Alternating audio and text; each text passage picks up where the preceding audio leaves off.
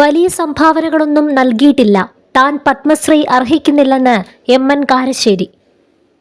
കേന്ദ്ര സർക്കാർ പത്മശ്രീ നൽകി ആദരിക്കേണ്ട വ്യക്തിയല്ല താനെന്ന് എഴുത്തുകാരനും സാംസ്കാരിക പ്രവർത്തകനുമായ എം.എൻ. കാരശ്ശേരി. പത്മശ്രീ പുരസ്കാരത്തിന് താൻ അർഹനല്ല എന്നും അദ്ദേഹം വ്യക്തമാക്കി. പത്മ പുരസ്കാര വിതരണങ്ങളെക്കുറിച്ച് പ്രതിപക്ഷ നേതാവ് വി.ഡി. സതീശൻ നടത്തിയ പ്രസ്താവനയോട് പ്രതികരിക്കുകയായിരുന്നു എം.എൻ. കാരശ്ശേരി.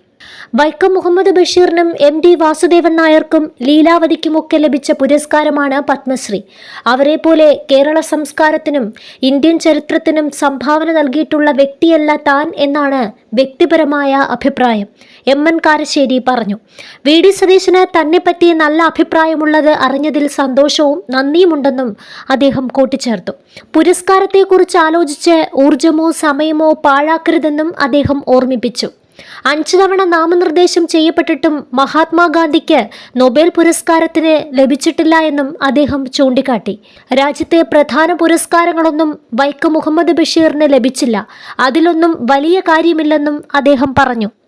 വലിയ ആളുകളുടെ പേരിനൊപ്പം തൻ്റെ പേര് പരാമർശിച്ചതല്ല, ഇത്തരമൊരു ചർച്ച പോലും അനാവശ്യമാണ് എന്ന് കരുതുന്നയാളാണ് താനെന്നും അദ്ദേഹം വ്യക്തമാക്കി. നേരത്തെ ഈ വർഷത്തെ പത്മ പുരസ്കാരത്തിനും നടൻ മമ്മൂട്ടി അടക്കമുള്ളവരെ തഴഞ്ഞെന്ന് ചൂണ്ടിക്കാട്ടി വി.ഡി. സതീശൻ രംഗത്തെത്തിയിരുന്നു. മമ്മൂട്ടിക്കും ശ്രീകുമാരൻ തമ്പിക്കും പത്മ പുരസ്കാരം ഇല്ലാതെ പോയത് എന്തുകൊണ്ടാണ് എന്നായിരുന്നു വി.ഡി. സതീശന്റെ ചോദ്യം. എന്താണ് പത്മ പുരസ്കാരം നൽകുന്നതിൻ്റെ മാനദണ്ഡം? 1998 പത്മശ്രീ കിട്ടിയ മമ്മൂട്ടി 1/4 നൂറ്റാണ്ടപ്പുറവും അവിടെ തന്നെ നിൽക്കുകയാണ്, സതീശൻ പറഞ്ഞു.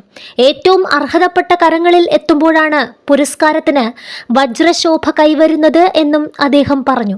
T. Padmanabhan, Sanu Mash, C. Radhakrishnan, Sarah Joseph, Sajitha Shankar, Sujatha Mohan, MN. Karassery, Nedumudi Venu, doctor MV. Pillai, Deepan Sivaraman, doctor VS. Vijayan തുടങ്ങി എത്രയെത്രയോ പ്രതിഭാശാലികളിൽ നിന്ന് ഇപ്പോഴും അകന്നു നിൽക്കുകയാണ് പത്മ പുരസ്കാരങ്ങളെന്നും വി.ഡി. സതീശൻ പറഞ്ഞിരുന്നു.